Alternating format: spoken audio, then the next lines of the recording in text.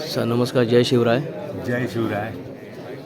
काय सांगाल रणपती शिवराय स्वारी आग्रा आणि हे 6वं पुष्प जे आता सर्वांसमोर अर्पण होणार आहे. सगळे मावळे आवर्जून बघणार आहे शिवराजांचा हा पराक्रम स्वारी आग्रा.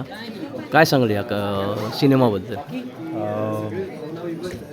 शिवरायांवर शिवराय अष्टक हे दिग्पाल लांजेकरांनी जर चालू केलं आहे त्याच्यातलं हे 6वं पुष्प आहे आणि मी याच्यात आत्ता जॉईन झालो आहे. सो मला खूप आनंद होतो आहे की मी ह्या म्हणजे प्रोजेक्ट्सला जॉईन झालो आहे आणि मस्त कॅरेक्टर मी करतो आहे. खरं तर आम्ही म्हणजे सिनेमामध्ये विरोधक आहोत, इथे आम्ही मित्र आहोत चांगले. तर तुम्ही सांगा तुमच्या पात्राविषयी. नमस्कार, मी आशुतोष वाडेकर आणि दिग्पाल लांजेकर यांचं हे 6वं पुष्प जरी असलं तरी त्याच्याबरोबर मी साधारणपणे हे माझं 4थं पुष्प असेल की ज्याच्यामध्ये मी खारीचा वाटा प्रत्येक ठिकाणी उचललेला आहे. दिग्पाल हा नेहमी सेतू बांधत आलेला आहे, त्याच्यामध्ये खार ही नेहमीच असते आणि मी पण तेवढाच आहे. तर इथेही खारीचाच वाटा उचललेला आहे. मिर्झाराजे जयसिंग यांचा जो मुनीम आहे गिरधारीला, जो महाराजांना वेशीवर आणायला जातो, ती भूमिका मी याच्यामध्ये केलेली आहे. ती कशी झाली आहे हे पाहण्यासाठी तुम्हाला 30 तारखेला चित्रपटगृहामध्ये यावं लागेल, कशी झाली आहे. आणि ही भूमिका करताना खरंच खूप मजा आली. मुळात प्रत्येक भूमिका करतानाच मला दिग्पालच्या चित्रपटामध्ये नेहमीच मजा येते, तशीच मजा याही चित्रपटामध्ये आली. तर माझी रसिक प्रेक्षकांना नम्र विनंती आहे की हा चित्रपट भरपूर संख्येने जवळच्या लांबच्या कुठल्याही चित्रपटगृहामध्ये जाऊन 30 तारखेला नक्की पहा. आत्ताच आपण ट्रेलर पाहिलेला आहे आणि लिटरली अंगावर शहारे म्हणजे आले होते ट्रेलर बघून. इतका भव्य दिव्य चित्रपट झालेला आहे हा. आणि मला म्हणजे मी आता प्रेक्षकांना विनंती तर करतोच, पण मला विश्वास आहे, ठाम प्रचंड विश्वास आहे मला की प्रेक्षक भरभरून संख्येने जाऊन हा चित्रपट बघतील आणि हा प्रचंड सुपरहिट होणारा चित्रपट आहे. कारण फक्त हा तर ट्रेलर आहे म्हणजे अंगावर शहारे आले. सिनेमा तर खूप भव्य दिव्य झालेला आहे. सो सगळ्यांना, कारण महाराजांचा इतिहासच एवढा मोठा आहे आणि आपण लहानपणापासून शाळेपासून सगळं वाचत आलेलो आहे.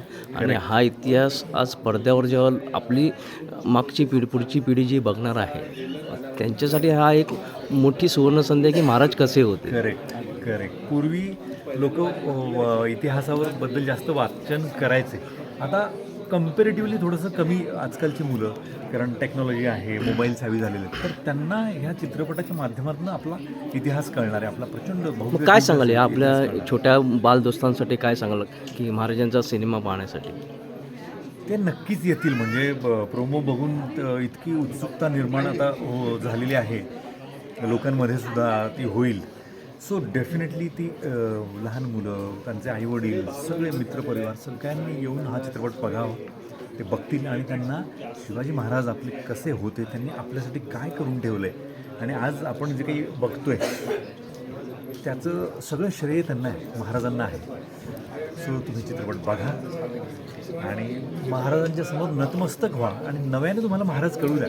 ज्यांना कोणाला इतिहासाबद्दल फारसं माहीत नाही, असेही काही लोक आहेत की ज्यांना फारसं माहीत नाही आहे. आणि मगाशी म्हणजे दिग्पाल म्हणाला तसं की आग्र्याहून सुटका हा चित्रपट आलेला आहे, तो वाईट होता की भाग, पण सुटकेच्या आधीचा जो इतिहास आहे तो इतिहास ह्या चित्रपटामध्ये दाखवलेला आहे, ज्याच्यावरती दिग्पाल लांजेकरांनी प्रचंड अभ्यास केलेला आहे. मुळात आत्तापर्यंत जे काही पण चित्रपट दिग्पाल सरांनी निर्माण केलेले आहेत त्याच्यावरती प्रचंड अभ्यास त्यांनी केलेला आहे.